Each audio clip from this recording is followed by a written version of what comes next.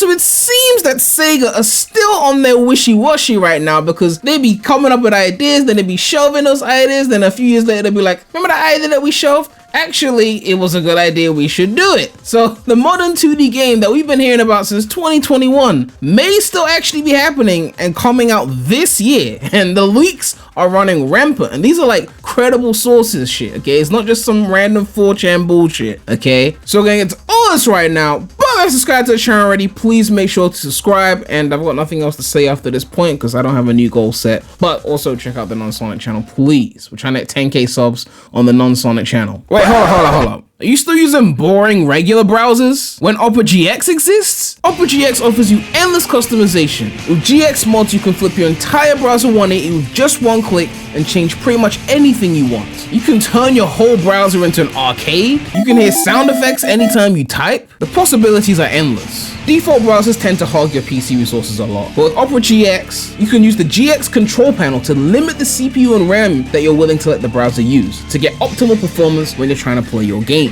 And I know what you're thinking, all of this sounds cool, but switching browsers is a pain in the ass, right? But Opera GX is equipped with an import tool that allows you to quickly import all of your settings from your previous browser to GX, like browsing history, bookmarks, and cookies. On top of that, Opera GX is also compatible with every Google Chrome extension. So make sure to check out Opera GX using the link in the description below for free and enhance your browsing experience. And thank you so much, Opera GX, for sponsoring this video. Alright, so we're gonna get into the news, but before we get started, I want to address something really quickly, and that is the current status of the channel regarding the AI Sonic content versus the news Sonic content, okay? If you don't really care about the current status of the channel, then I guess I'll leave a timestamp for you to skip. But I think there's been a lot of confusion surrounding the status of the channel based on recent viral videos that I've had with these AI Sonic memes and some music. Obviously, my channel was stuck at 60-something thousand subscribers. I did one AI video as a joke.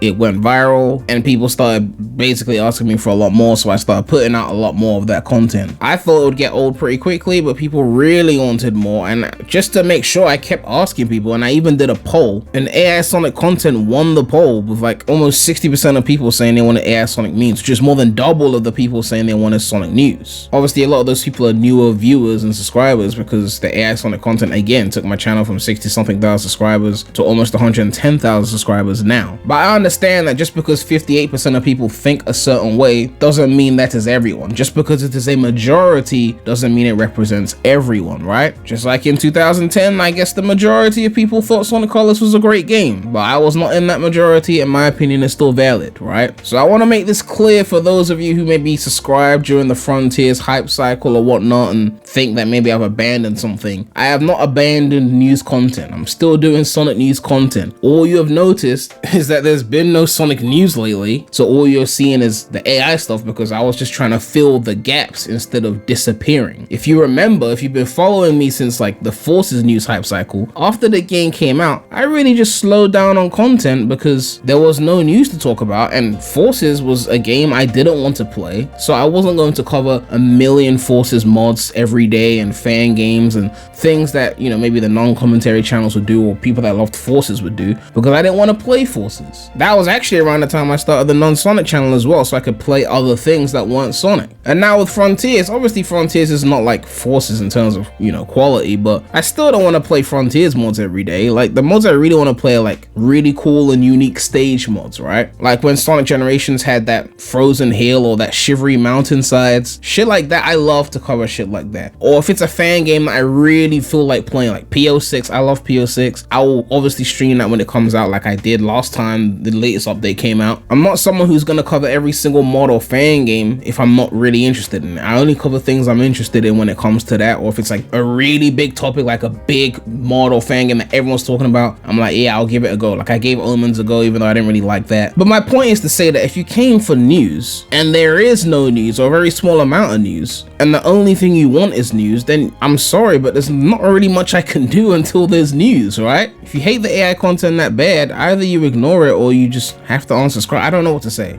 if you really want me, like you want to see me play things, and it's really not just about Sonic for you, then the non-Sonic channel is there. You can subscribe to that. We're trying to hit 10,000 subscribers. I might be doing Tears of the Kingdom on there. I'm not sure yet if I'm going to pay full price for that at launch, because I'm still beating Breath of the Wild right now. I never finished it, even though I bought it years ago, but I just wanted to clarify this now so that people didn't get the wrong idea. News content isn't going anywhere. It's just that there wasn't news. And as for the AI content, I'll do it as long as people still want to see it. It's as simple as that, right? I'm trying to cater to my audience here, but obviously everyone wants different things. I can't perfectly cater to everyone, but let's be real, 99% of people here are here for Sonic, and that's why I came to deliver. If you really want to see me, and it's not just about Sonic for you, then the non-Sonic channel is where you gotta be. Because unless they miraculously announce adventure remakes that are really good, and then they start getting modded and dropping amazing mods every week, or that Sonic Studio fan game drops and the levels are fire, unless that shit happens, you're not gonna see me playing much shit on this channel for a while. Let's be real. Anyway, that's enough of that long tangent. Let's get back to the news. So if you don't remember, back in 2021, Zippo mentioned that there was a modern 2D game in the works, and at that point it was supposed to come out, you know, in 2021, the 30th anniversary of Sonic. It didn't happen, obviously, but then he came back in 2022 to say the game is still alive and well, it's still going to be a thing. People have obviously been skeptical because, you know, we haven't seen shit, but it just won't die.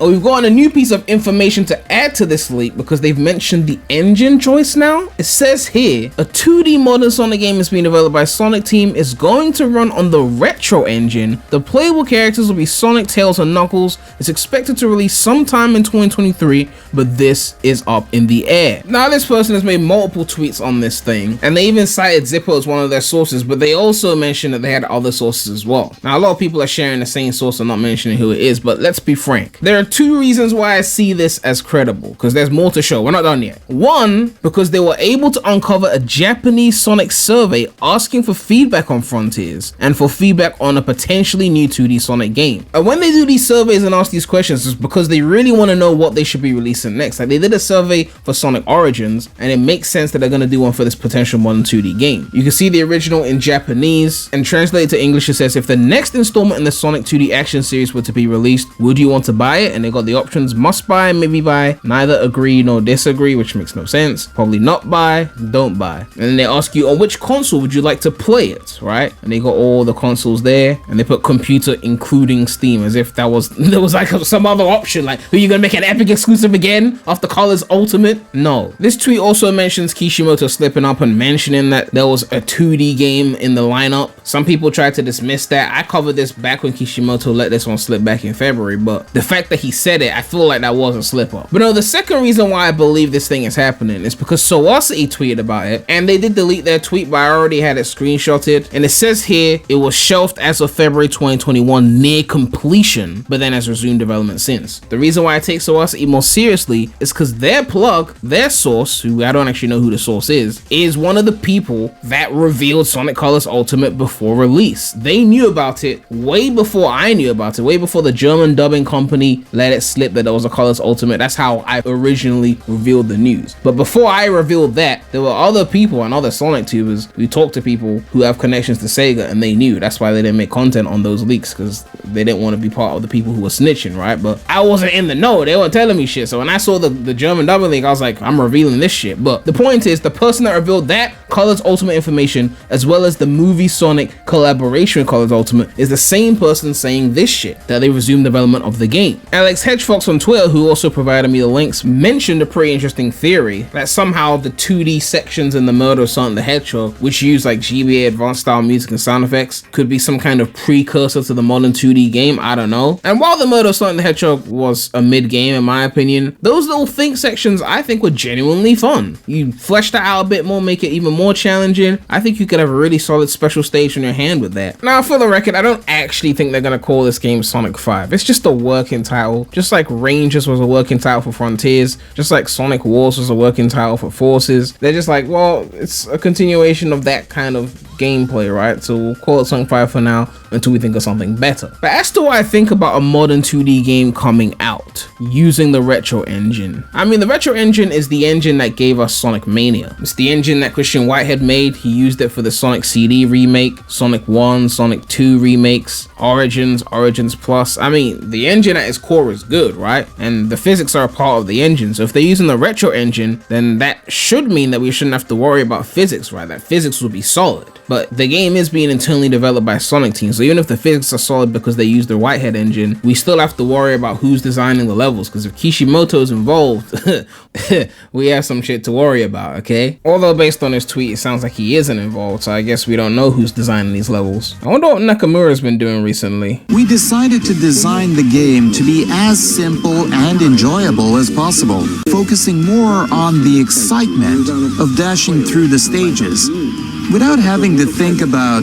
you know, complex game controls. As for music, I don't really think they'll fuck that up. I mean, as long as Otani's not on some EDM bullshit, we should be straight, right? You know? So main cause of concern is level design and of course on originality, right? Modern 2D game, are they gonna use this as an opportunity to bring back Green Hill again, Chemical Plant, other mid? I mean, if they're gonna go the rehashing route, at least rehash some modern shit, right? Like if it's like modern 2D game but we see Emerald Coast and Grand Metropolis and Crazy Gadget in a modern 2D, that would be a cool rehashing because it hasn't been done. But even still, I'd rather prefer a fully original game. But if you're gonna rehash, don't do the classic shit again. At least rehash something that we haven't seen in a while. That's like, oh, I've never seen Crazy Gadget in sprite-based form, right? I've never seen Eggman Land in sprite-based form, right? Wait, did the Sonic Unleashed Java game have Eggman Land in it? I didn't get that far in the Java game. Like, I played that shit on my Nokia, but I don't think I made it to Eggman. I don't know, let me know. Anyone who beat Sonic Unleashed Java, did they have Eggman Land in that joint? But yeah, a modern 2D game, I'm looking forward to it because, again, if they're using the retro engine, the physics are already done. Like, a big issue is already set. Just don't fuck up the level design. Don't Otani the music. Sorry, I mean, I don't want to disrespect Otani. Don't cyberspace the music. Otani's got some goated shit in his catalog. Don't cyberspace the music. Don't EDMify the shit. Don't rehash too much. And of course, the #1 rule, no wisps. But yeah, let me know what you guys think about this. The person who leaked Sonic Colors Ultimate is saying that the modern 2D game has been resumed after they shelved it and is most likely coming out this year, and it's using the retro engine. Same engine utilized for Sonic Mania, Sonic Origins, and the Christian Whitehead remakes of the classics. Do you believe the leak? And do you like what you're hearing about this leak? Sonic Tails and Knuckles playable? Or do you wish it just stayed classic? Why are they using the classic engine for modern Sonic? But yeah, make sure to like, comment, subscribe, hit that bell. Make sure to check out the non-Sonic channel. The link will be in the description. But that's all I have to say right now. So, Premy out.